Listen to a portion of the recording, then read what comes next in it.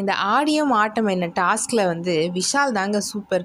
இந்த டாஸ்க்கை நல்லா பயன்படுத்திக்கின ஒரு ஆள் அப்படின்னு சொன்னால் விஷால். ஏன்னா எல்லாருக்கும் டான்ஸ் சொல்லி கொடுத்ததா இருக்கட்டும், ரவீந்தர் சார் கூட ஆடினார் பாருங்க அந்த ஊ மேலே ஆசை தான் சாங்கு. அது எல்லாம் அந்த கண்டஸ்டன்ட் எல்லாருமே ஒரு வைப்பில் வச்சுக்கினாரு விஷால். அதுமாதிரி ரவீந்தர் சாரையும் வந்து டான்ஸ் பண்ண வச்சார்.